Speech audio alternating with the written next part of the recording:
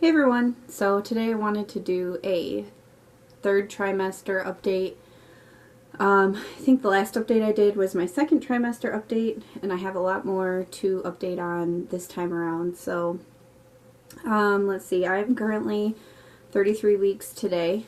I had a lot of appointments between the last video and this video, so I'll just kind of recap on the main things. So let's see, symptom-wise, the second trimester was definitely the easiest. I kind of got over my morning sickness and was feeling a lot better, and I mean, just like the standard symptoms, nothing major. But this third trimester has hit me pretty hard.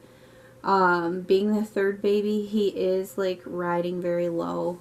Like, they say boys carry low. I know that's just a wives' tale, but he really is. And I think it's just that my muscles are so stretched out from having two babies already. And that has made a lot of pelvic pressure. And that is pretty common for a third pregnancy. With Ellie, I had heartburn really bad. And this pregnancy now, third trimester, definitely picked up a ton of heartburn.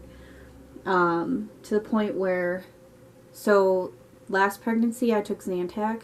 That's no longer, they tell you not to take that anymore because it has like a carcinogen in it, and so I couldn't take that, so I was taking Pepcid AC, but even with that, like, if I were to eat something oily, I was out for like a good 24 hours. Like, we're talking like trying to sleep propped up on pillows, but burping up acid and just like an extreme burning sensation all the way up my esophagus into my nose, and upset stomach, indigestion, like the full everything came along with it. So I mentioned that to my OB, and she had gave me a prescription. So far that's helped. I'm trying not to take it every day and just like managing it with my diet, but I do take it quite a bit, probably like 5 days out of 7 I take it. So what else? I did notice around the third trimester when it started, so around 27 weeks, that I was laying in bed at night and I was getting like, it kind of felt like when you have like a muscle spasm and like, you get like twitches in your eye, or you'll get like a twitch in your arm or leg and it just feels like a little spasm. Well, I was having that in my heart, like right here in my chest, and at first I thought it was just like a muscle spasm with my breast tissue, but then I felt my pulse and I realized that my heart was skipping beats. And so that was kind of like, I know that heart palpitations are very common during pregnancy, so I didn't look into it right away, but then I mentioned it to my OB twice. The second time I mentioned it to them, it hadn't stopped. It kind of gotten worse. They said, well, we better have you referred to a cardiologist just to make sure that everything's okay. So I went, and this doctor was really incredible, and he said, he hooked me up. They hook every patient up to like the EKG when you go in, and within like the first, they only take like a minute window of your heartbeat just to see if there's any irregularities in that window period. And actually, in just that 1 minute span, my heart had those extra heartbeats. They're called PVCs, and it's basically like, it's pretty common. It happens to everybody, especially like when you drink a lot of coffee, people who drink or do drugs, or someone with an underlying condition, or a lot of times it's hormones. So it's very common during pregnancy. Basically, he said that he was 99% sure that's what it was, in which case, if it's hormonal, which it obviously is because I'm pregnant, then it's nothing to worry about, and the issue will resolve when I deliver and my hormones go back down to normal. But he did have me wear like a heart monitor for 2 days and go get a echo of my heart, which is kind of standard, as well as blood work, just to rule out any underlying conditions, and everything came back normal. So we're good, and I can just rest assured. I was like, do I really need to do all these tests if we're pretty sure it's just because I'm pregnant? And then obviously if it were to continue after pregnancy, then just come back. And he said no, because if you were to have a condition, then obviously your OB would want to know about it before you deliver. So I went ahead and just did what the doctor told me to do, and everything was fine. So let's see. I also decided to get a 3D ultrasound at 29 weeks. I think I got mine at 33 weeks with Isla. I did take some video in the car, but it's kind of hard to hear. I guess I'll insert that footage now. Good morning, guys. So today I'm going to get a 3D ultrasound and I'm super excited. This isn't medically related to anything. It's just one of those fun 3D ultrasounds that you get to have a look at what the baby looks like. I am almost 30 weeks. I'll be 30 weeks in 2 days. And that's kind of when they say you should get it done, because the baby is fully developed and it looks like him or herself, but they're just not, like, basically they'll just gain weight from this point on, and then once they get too big, they get like smushed, and so it's harder to get a good picture of them. And they'll also engage in your pelvis like later on, like towards 35 weeks. So if you wait too long, you might not be able to see the face. So we're gonna go today, and fingers crossed we get a really good picture of our baby boy. So hopefully you can hear me, because I feel like whenever I film while we're in the car, there's a lot of noise going on around. But we got our ultrasound. This is the first time Nate got to come with me to a 3D ultrasound, so that was special. But he looks identical to Nate, as far as we can tell. I know, like, with these things, you can't, like, tell really until they're born, but, like, this is where we got Isla's ultrasound, and I feel like Isla also like her ultrasound, but you do have to keep in mind, like, their nose always looks bigger, and their features just kind of look like they're made out of clay. Obviously, they're not going to look like that when they're born. And I got like the cheapest package, so I only got one printout of the ultrasound, but I did get a CD of all the images, so I'll show you guys the images after I print them. But this is the one printout we got, and he's smiling in it. But I know you can't see Nate's mouth underneath the beard and mustache, but his lips, like when he was a baby and like as a child, identical to this ultrasound. And you can really tell in the profile picture, like from the side, like Nate's nose, Nate's lips. I was like, oh, I really wanted one kid to look like me, because I feel like Isla is a good mix, but a lot of people say she looks more like Nate. And Allie obviously doesn't really look like me. She's got my hair, and she's got a lot of other things, like personality is closest to me out of anybody. But I was like, oh, I want my son to look like me. Frickin' Nathan Jr. right there. Anyway, we're excited and happy, of course, and happy that everything looked good and healthy, and he's head down, he's cozy, and growing good. So now we just have to wait like 10 more weeks, or I guess if he comes early, like Ellie came 2 weeks early, Isla came 1 week early. He could be here anytime between the next 8 to 11 weeks, so it's right around the corner. So yeah, the photos turned out really pretty good. We were able to see like half of his face. He had like his feet and umbilical cord in one side of his face. But he looked a lot like Nate. We both thought so, and a lot like Isla too. So I'll insert some pictures now from that ultrasound.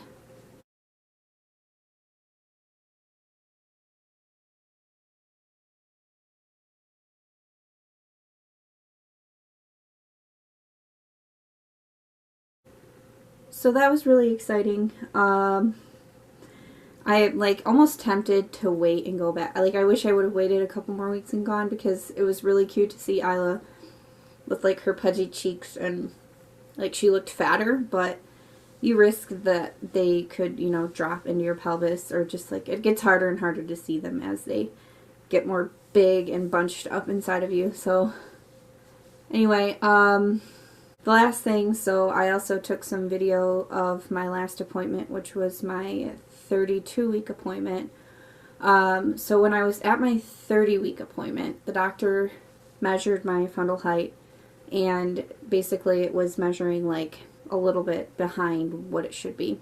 Now, a lot of things can affect that, like the position of the baby, or just like your size, or your abs, or whatever.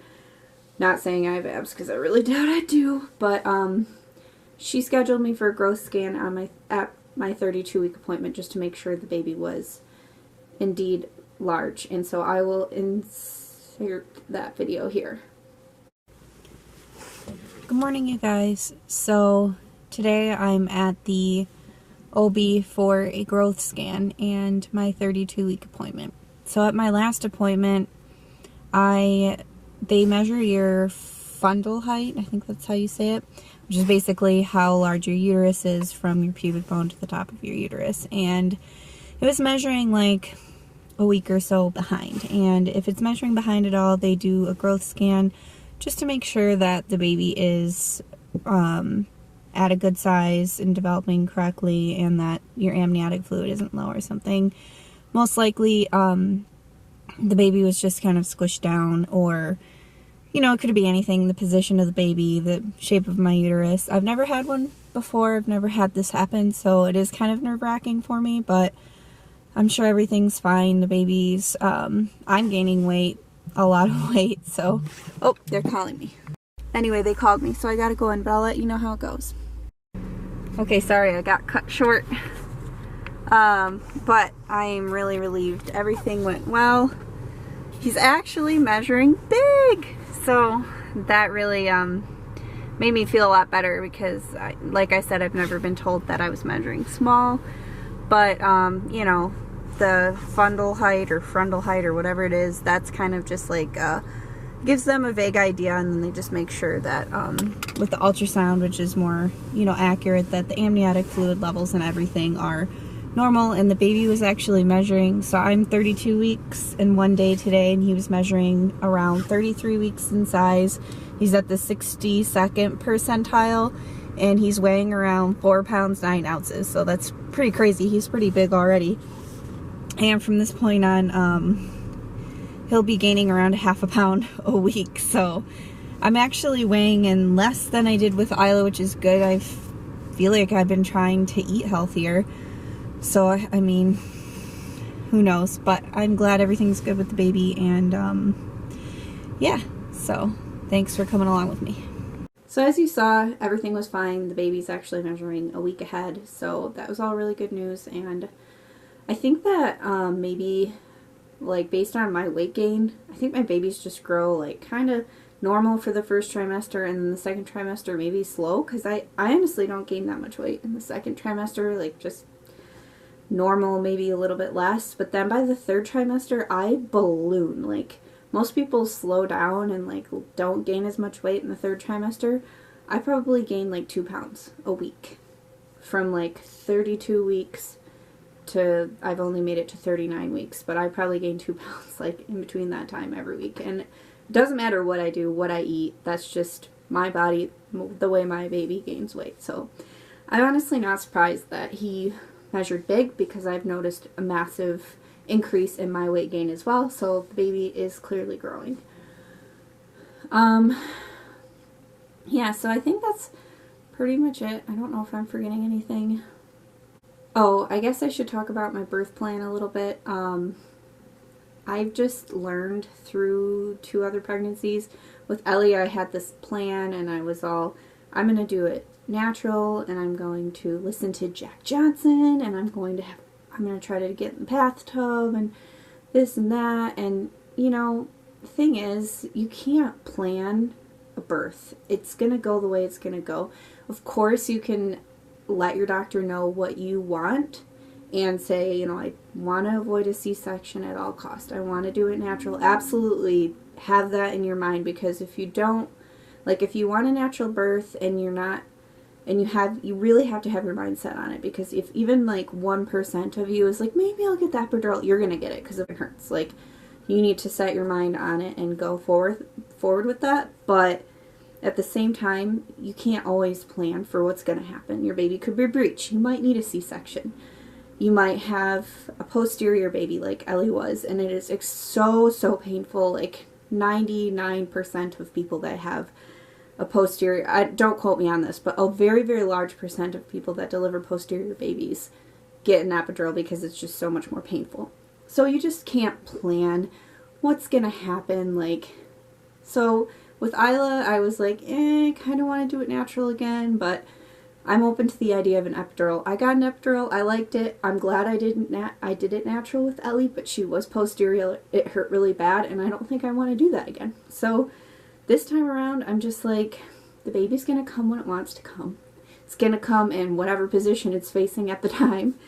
And hopefully I make it to the hospital on time. That's really the only thing I have planned is I'm going to get my bag packed and ready. And if at that first sign of contractions for me, it's like I start to lose my mucus plug, my contractions pick up a little, that's when I go to the hospital. And I just have to let my doctor, or my midwife in this case, know that, you know, I was only in labor for 4 hours with Isla, and she came out in 2 or 3 pushes. So I have to call and be like, look, I have really short labor, so I'm going to come now, and worst case scenario, they send me home.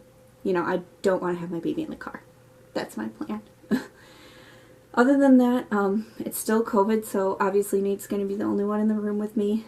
They still have a policy about, you know, not having anyone other than that one person, so your husband or your partner or your doula, whoever you choose, in the room with you. Which honestly, I'm okay with, because I've had my family in the room both times, and it was an amazing experience for them. It was still an amazing experience for me, but I'm okay to just share this last birth with my husband. Like, it'll be good to be together and just focus on our baby and not have as much commotion and chaos going around us. And then I hope that if everything goes well with the labor and delivery, that I can come home after one night, because I did that with Isla, and obviously that just depends on whether or not I had to get a C-section, or if my baby's okay, or if it has jaundice or whatever. But if everything goes smoothly and everything's well, I would like to come home after one night and not stay the 2. I can stay 2 if I want, but I don't, because I have to be home with my other kids. So, I think that's it. I am starting to pack as of today. I went and got Depends and some little shampoos for my bag. I'm not one of those people that packs a bunch of stuff, because I spend such a short amount of time in the hospital. I feel like they give you most of what you need, and a lot of the things you bring you don't end up using. The one thing that I would recommend, and I guess this just depends on you, but for me, like, I get like so hot and sweaty when I'm in labor. I bought myself like a little handheld fan, and it's like an electric fan. That thing was a total lifesaver. Anyway, it sounds like someone's trying to call Ellie. I'm in her room because it has the best lighting, but that's all. Thanks, guys. I want to show you my 33-week belly. Alright, so hopefully you can see it. Let me see if I can take a mirror selfie. Hold on.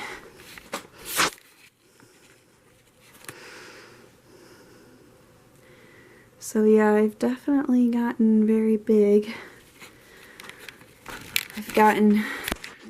Already gained like, I think 26 pounds. I gained 35 with Isla, and I still have 7 weeks to go, so I'll probably get to 35 again. But your body does what it has to do, and I'll get where I need to get, and I'll lose it after. Alright guys, thank you for watching, and stay tuned, and I'm excited to introduce our baby to you all when he's here.